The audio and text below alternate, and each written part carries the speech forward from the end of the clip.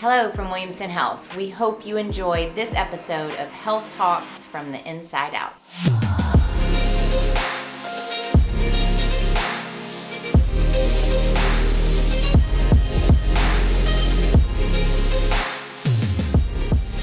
So, Dr. Jordan Phillips, welcome to the podcast. Thank you. Thanks for having me. So you wear many different hats within our organization. So you are a physician with our Williamson Health Medical Group, and you are a pulmonologist, a critical care physician, and also a sleep medicine doctor. Mm-hmm. So I am so excited to have you here today to talk about all the different ways you care for our community, specifically in the realm of sleep. So let's start at the beginning. What initially drew you to medicine? And once you were in medical school, how did you choose the specialties you were going to go down? Yeah, so my dad's a veterinarian, and I grew up working in his office, and so that was really my draw into medicine in general. But I knew pretty quickly I wanted to work with people rather than animals, so it was a pretty easy decision. I never really wavered. I knew I was going to try to go to med school pretty much my whole time through school. I then went to med school and ultimately chose internal medicine because of the kind of diversity that it gives. You're able to really focus on all body systems in one, and being able to have a patient come into the hospital and just be able to handle whatever is going on was really appealing to me. Okay. And I thought it still gave me a lot of options for specialization, and at that point I wasn't really sure what I wanted to do specifically. Then I got to residency, and my first 2 months rotations were in the ICU. Okay. So when I left ICU, I realized the rest of this is not as fun as being in the ICU. So I was really drawn into the pace and the efficiency of critical care medicine. I like procedures, so that part was really easy. In the medical ICU, there's a lot of pulmonary disease, and so that was sort of where my interest in pulmonary evolved as I spent more time in the ICU.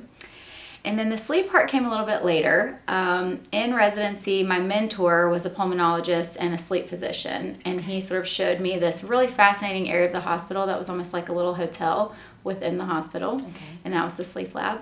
So I really didn't know much about sleep medicine at all, but because of his mentorship, I was exposed a little bit more and really gained more of an interest in how all the three of those specialties are intertwined.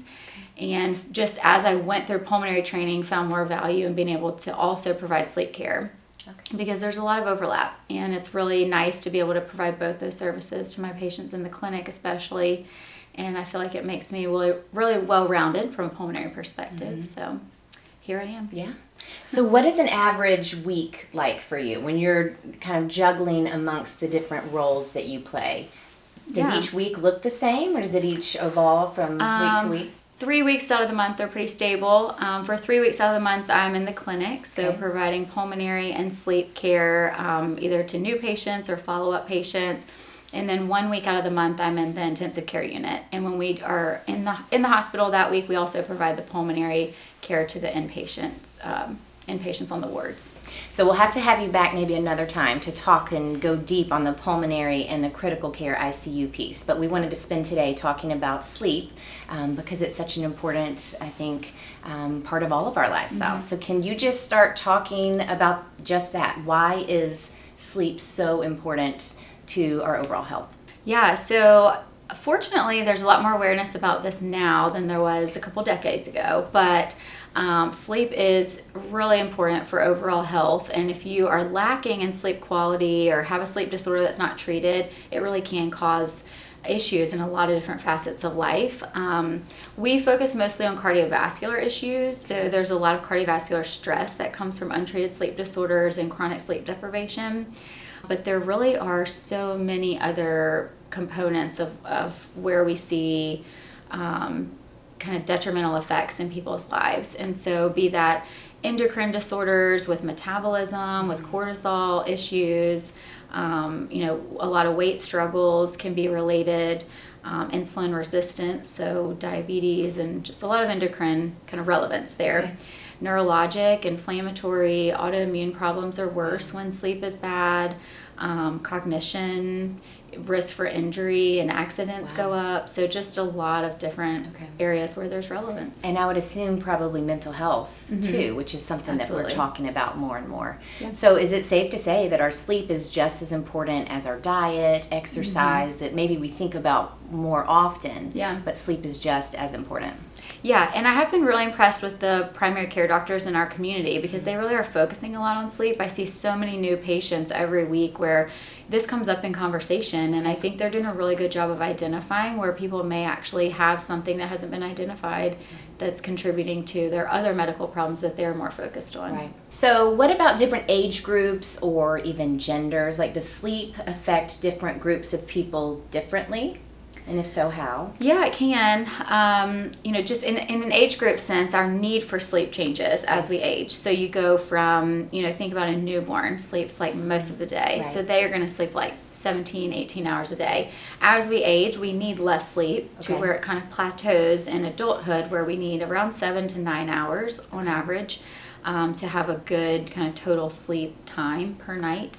Then we need to make sure that's good quality, but that's sort of like just the basic need for most people. The sleep architecture changes as we age, so we sort of lose some of our deeper slow wave sleep as we go through adolescence and become an adult. So sort of the sleep stages and the time you spend in each one does shift throughout our life. We're sleeping a little bit lighter as we age, which people may find relevance to and might be able to feel. Gender-wise, I think the difference from my perspective is that there is a difference when you look at diagnosing sleep disorders and symptoms and kind of clues that can clue you into a sleep disorder. So that can be different from male to female background. So there is some relevance there for sure. So you mentioned the different stages of sleep, and that's fascinating to me. You hear about REM sleep and that type of thing, but so what are those different stages? What does that mean? Yeah, so there's 4 sleep stages. So there's N1, N2, N3, and REM. So the N1 through 3 is considered non-REM sleep. N3 is the big one. That's a deeper slow wave sleep that we have a lot of when you're a child, and then you lose it kind of going into adolescence. So most adults, we don't see that at all in their sleep studies. You don't get into that stage anymore. Most people spend a lot of their night in N2, and then N1 is kind of the lighter sleep stage. And then we have REM sleep, which is our dreaming sleep. So that is usually about 18 to 25% of the night should be REM sleep. So oftentimes in sleep disorders, we're seeing people kind of shifted away from REM. So you're not really able to get in the REM sleep and stay there like you should. You're spending more of the night in the N1 and 2 sleep, and then the REM is significantly decreased. So when we can fix a sleep disorder and sort of normalize that, that's when sleep architecture is more supportive of feeling good and feeling like you slept good and less daytime symptoms. I'm just sitting here thinking personally, as we age, and if we sometimes have to get up in the middle of the night and use the restroom or something like that, that I guess interrupts wherever we are in that stage. It does. But can we get back? Yes, absolutely. So you should cycle through the whole sleep cycle a few times in a night period. So it's not totally disruptive just to get up to go to the bathroom. But one clue can be, if people are waking 3 or 4 times a night, that's usually not normal. And a lot of people that come to see me think that it is, and they just are getting up to urinate. But really, when we look a little bit deeper, oftentimes there are triggers for why those patients are waking up, and it's usually a breathing related problem like sleep apnea. And so that actually is something we could potentially keep them from doing if we can treat that sleep disorder than getting up more like once or maybe twice to urinate, but not 3 or 4 times a night usually. Okay, good. I'm not doing that often, so that's good. Good. What about circadian rhythm? We hear that term thrown around. So what exactly is that, and is there anything we need to be doing to help our natural rhythm? Yeah, so that's a natural rhythm that is kind of instilled in you, but there are things that people do sometimes without realizing that are sort of disruptive to it. And so I would say, if you're falling asleep within 15, 20 minutes, you're not needing a sleep aid, then you probably don't really need to worry about it. Your body's going to be in rhythm. And that can shift, throughout your lifetime to some degree. Again, with total sleep time needs, there's a shift a little bit in there. But really, if you're having a hard time falling asleep, then it is something you need to pay attention to. And we talk a lot about melatonin, and there's, some people are worried about melatonin, but melatonin is a big controller of our circadian rhythm, and because it's a sleep hormone, it's something that gets released in your body that makes you sleepy. So we can use melatonin to sort of pull your rhythm to where we would like it to be if you're having trouble. The other big controllers are light. Light's a big one. So bright light exposure in the morning really helps you release your wake hormones, keeps your rhythm kind of pulled into that space. Need darkness, suppression of bright light in the evenings to kind of help release sleepy hormones. So that kind of helps you keep in rhythm. That's kind of the biggest, I think, controllers that you should think about would be just kind of setting yourself up for success to keep your rhythm where it needs to be. Regularity is really important. So going to bed and waking up at the same time every day is a big controller of our rhythm. If you are waking up at different times every day, your body does not know when you want to be sleepy and when not. So that can be frustrating for patients, but without realizing that you just need to be more regular, and then your body will kind of get in sync with what you're trying to do, but it has to kind of take some diligence sometimes. Okay. What are some other tips or things that we can proactively do other than trying to set a consistent bedtime and wake up time? But what about like exercising before bed or eating before bed or being on our phones or watching TV, reading? Like, what are some things that we should be doing and maybe some things we want to be avoiding if we're trying to get good sleep and get in that rhythm? So that the things you bring up are all part of something called sleep hygiene. So that is a big component of insomnia treatment. And so for people who are having a hard time falling asleep, we really we try not to use medications. Medications are like a Band-Aid. They don't help long term. What really does help is kind of retraining your brain, optimizing yourself and your space for success. And so that's where we talk about sleep hygiene a lot. So sleep hygiene definitely includes the regular bedtime, regular wake time. The more regular you are, the easier it's going to be to kind of get in sync, like we were mentioning. Other components of that, so screens are a big one. So screens emit blue light, and that wavelength of light suppresses your ability to release your sleep hormones. So without realizing it, a lot of people think, well, I'm watching TV to get relaxed, or I'm going to scroll on my phone and kind of get ready for the next day. That actually is very counterproductive. So it's stimulating you. So we do recommend avoiding screens for up to 2 to 3 hours before bedtime, which can be really hard to do in today's world where we love our phones. But it is important. So really getting to a book or listening to something. I talk to my patients a lot about audio options. So listening to a podcast or a guided meditation of some sort can really help you distract your brain from the stress of not being able to fall asleep, but also not be using a screen. Temperature is a big one. So in order to fall asleep, the brain likes to have a temperature drop. And so having a cold environment can be really important. That is necessary for a lot of people to kind of who have a sensitivity to the temperature aspect of sleep. So really keeping a cold environment, not having pets in the bed or just unnecessary distractions, which is sometimes tough, but it can be important because that can really wake you up more frequently than we'd like. Just sounds that might be bothersome, in big cities, there's a lot of extraneous noise, things like that. Just trying to minimize kind of outside distractors. What about eating ice cream? So eating in itself is not really a problem. It's more if you're going to have foods that could potentially cause reflux or issues when you go to lay down, that's the biggest problem.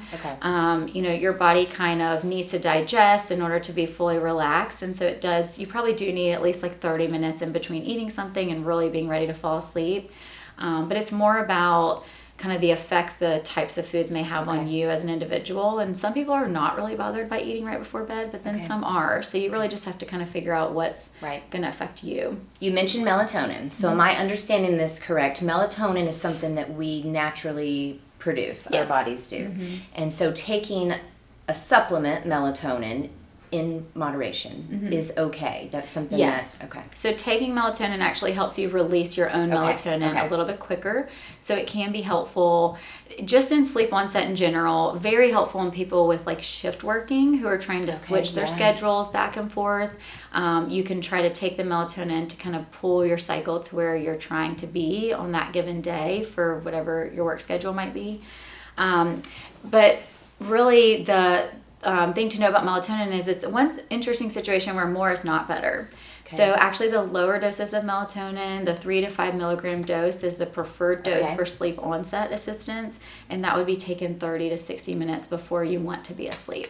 Okay. So you have a little bit of time to metabolize it. It helps release your hormone, and then you'll have more success. Last thing I'm going to ask kind of about sleep tips and techniques. I think we are hearing in kind of pop culture tape on the mouth trend. What is this, and do you know anything about this? Yeah, so I don't think there's a lot of data supporting it. There are some people who are big proponents of it, some who are not. Okay. I feel like if it's helping a patient, then I don't have a problem with it. The difficult thing about the mouth taping is there is some suggestion that nasal breathing actually perceptively makes you feel like you're sleeping better. Okay. That's not really data driven, but nasal breathing for some people lets them feel like they got a more refreshing sleep. And so people are trying to keep their mouth closed.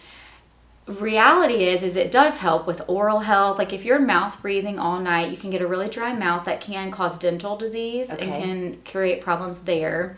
It's not going to harm you otherwise necessarily. Can make you quieter. So if you're a loud snorer, keeping your mouth closed may help. Okay. The tricky part is just by treating snoring though does not mean we've treated a sleep disorder. So if you have sleep apnea, just because you're quieter does not mean you have treated that. And so that's where we kind of worry that we don't want to put a Band-Aid on things and not actually be treating the underlying disorder that's more disruptive to your sleep health and potentially your cardiovascular health, all the other things we talked about as far as sleep effects on your health. Okay, so I think that's a great segue. We kind of talked about why sleep is important and some tips we can do to get a good night's sleep. But let's move into how does somebody know if they have a sleep condition? Sure. So usually people have talked to friends, family members, their wife has complained about how noisy they are at night, but sometimes there's been a conversation with their primary doctor. And people with just feeling sluggish throughout the day, for sure, more sleep-related symptoms. People are identifying, I don't think I should feel this bad during the day. I shouldn't be needing to nap every day. My energy level is poor. Like, why is this? So people are starting to question it more. Right. But other clues could be if your blood pressure is going up and you're needing to take more blood pressure medications. Sometimes that's a clue to us that there's a sleep disorder. There's cardiovascular stress that's occurring that's raising your kind of cortisol levels and affecting your blood pressure control. If you're having atrial fibrillation that's hard to control and they can't keep you in rhythm, that's a clue sometimes. Just there's different reasons, but most of the time it's that people just don't feel like they feel good. Yeah. Or they're having loud snoring, or someone told them they stopped breathing while they're sleeping, and that can be a big clue that leads them to us. Right. So somebody does feel like they are experiencing some of those symptoms or issues. How do they get to you? And then what happens once they are seeing you? Yeah, so they've either brought it up to their primary doctor and their primary doctor has referred them. Sometimes people self-refer and their insurance doesn't require referral, so they just call our office and say, I want to make an appointment. So then that will lead to an initial consult where we talk about what's going on. We kind of look at all the risk factors and kind of risk stratify what might be going on. Okay. Usually that will then lead to a sleep study. And so depending on what we're looking for, there are different types of sleep studies we may discuss, but that's kind of the way we work up most sleep disorders is by doing some sort of testing. And what does that testing look like? For sleep apnea specifically, when we're talking about obstructive sleep apnea, that's by far the most common sleep disorder we see. Okay. So the testing for that involves a sleep study either in the sleep lab or at home. Okay. And sometimes that's insurance driven, but we always talk about the different kinds and kind of the pros and cons for each patient and see what they're most appropriate for. The gold standard test is the sleep study in the sleep lab. Okay. That's called a polysomnogram or a PSG. Okay. So that's a test where they come in and spend the night in the sleep lab. They have a setup of rooms, sort of like hotel rooms, where you come in and spend the night. There's a bed, a bathroom, a TV, some of the comforts of home. Right. And the technician is there to help administer that test. And that's a very detailed test. They put a whole bunch of sensors on you. Sort of an interesting experience for most patients. It's not a normal thing to go in and have wires on you, but helps us collect a lot of data about what may be going on with their sleep and why it could be abnormal. That test is really accurate because of all the data we collect. If that test is negative, then we feel really reassured that there's not an actual sleep disorder that we've missed. That's in contrary to the home study. So the home study is a simpler version. It can't pick up everything because of how simple it is. So it's sort of used as a screening test, and it's helpful if it's positive because then we know there is sleep apnea there. It tells us a little bit about your breathing, also about your oxygen levels at night, but not near as detailed as the in-lab test. If the home test is negative, it's a little bit of a question mark because it doesn't mean that we necessarily don't have a sleep disorder. It just may mean we didn't pick it up. So sometimes if you have a negative home test, we'll then do a confirmation test in the sleep lab. And about 50% of those, we will then find a sleep disorder. But some people will still have a negative test. And the sleep lab is right here on our campus. It's in our medical office building right next to Williamson Medical Center. So that's right. It's a few floors down from our office. They are really helpful with getting scheduling. They're pretty efficient with getting people scheduled within a week or two. So it's a pretty quick process. I usually see people back within about 3 to 4 weeks from their testing, and we go over their results and get treatment planned if we need to. You mentioned that sleep apnea is by far the most common sleep disorder you see. If someone has a sleep study done and it is determined that they have sleep apnea, what then happens? What are the treatment options? Yeah, so we go over the results in detail, and it really depends on kind of the severity of what's going on. So when we talk about sleep apnea, we grade it based on how many episodes you're having per hour. So there's a mild, moderate, and severe classification. The gold standard treatment for everyone is CPAP. So that is the first thing that we attempt to utilize because it's the most effective treatment we have. And that's a mask? Yeah, so CPAP stands for Continuous Positive Airway Pressure. That's the acronym. It is a continuous airflow. It's the same air we're breathing right now. It's not any extra oxygen, just room air, but it's at a higher pressure than we're breathing it right now. So you wear a mask that gives that airflow, and what it does is it holds the airway open.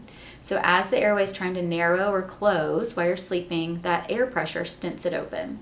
And it does a really good job of that. So the airway hardly ever closes once you're wearing this pressure-related system. It's very effective, but we do have to get it comfortable. So as long as you can wear it, it's an excellent treatment. It doesn't cure the process, unfortunately. If you don't wear it, it's not treated. But if you can get comfortable with it, I have so many patients that really depend on their CPAP. They know they sleep better, they're happy with it, and it's really effective. So we talk a lot about that process and how we get the machine set up through the supplier, the different mask options. That's a really key feature for CPAP success is getting a mask that's comfortable, so that we want to make sure we get that part right. And then alternatively, depending on where they fall on that severity spectrum, there may be some alternative options. So in the mild range, there may be a dental option, so a custom-made oral appliance from a sleep dentist that can help kind of manipulate the jaw a little bit to open up the back of the throat. That is helpful for some people. On the more severe end of the spectrum, we're talking about surgical consults with ENT to look at their anatomy to see if there's something surgical they could do to kind of more permanently open up the airway. And then the last line therapy for moderate or severe sleep apnea would be the Inspire device. And that's something a lot of people have heard of because they have a lot of commercials and marketing for that. And that's an implanted nerve stimulator. It stimulates the hypoglossal nerve, which is the nerve to the back of the tongue. So that is not our first line treatment, but is a good option for a small group of people that really can't tolerate CPAP, but have more risk by their sleep apnea not being treated. And that's because in the moderate to severe range, we know there's more cardiovascular effect if we can't treat your sleep apnea. So if CPAP's not an option, we really need to find something to help minimize their sleep disorder so that they don't have long-term effects from a cardiovascular standpoint. That's fascinating. So what are a few other conditions? I know sleep apnea is the most common, but what might be a few others that you see? Insomnia is a big one. And there's different types of insomnia. So we're normally talking about sleep onset insomnia. So people coming in, you know, it's taking me 3-4 hours to fall asleep. This is so frustrating. A lot of that goes back to the sleep hygiene discussion, kind of giving tips and tools, recognizing where in their routine there could be things that are not optimized. So really trying to do that with patients is important and a big part of what we do. Sleep disorder wise, there are other types of sleep apnea that are less common.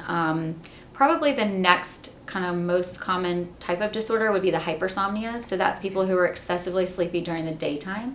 So the diagnosis that fall under that category are narcolepsy and Okay. idiopathic hypersomnia. Okay. So those are people that are just really, really tired. They're having pretty normal sleep at night, but for whatever reason in the daytime, from a neurotransmitter imbalance, usually they're not able to stay alert enough. So Okay. that's a medication-driven fix. Wow. So we have different medications that we utilize to try to help with those symptoms. What would you say is the most rewarding part of your job? When somebody comes back and says, like, wow, this was life-changing, I am able to function so much better on a daily basis, like this is making my life better every day. And we do see that in pulmonary medicine, but way more, success from a sleep standpoint, because I think a lot of people just feel like this is how I'm supposed to feel. I don't feel good, Right. but like it's just part of it. I'm getting older, I have medical problems. But then when you can very quickly optimize their sleep with CPAP, Yeah. it's remarkable how much better people can feel. Yeah. And that's really, really great to be able to help with. Yeah. Well, this has been great. Before we go, is there any one lasting thing you want people to know about sleep? Well, I would just say, if you're feeling like, I don't think I should feel like this, like, is there something going on? It's worth a conversation. It doesn't hurt to rule out things, because we may find something that we can do to help make you feel better. And we're always here for the conversation. And so how can patients find you again? So we're at Williamson Health Medical Group on the 6th floor. Our office is open 5 days a week, and we are available for consults. So. And we have all that information on our website, of course. Thank you for being here today. This has been very enlightening. I know I've learned stuff. I learn something every day when I talk to y'all. So thank you for being here. Absolutely. Thanks for having me. Yeah.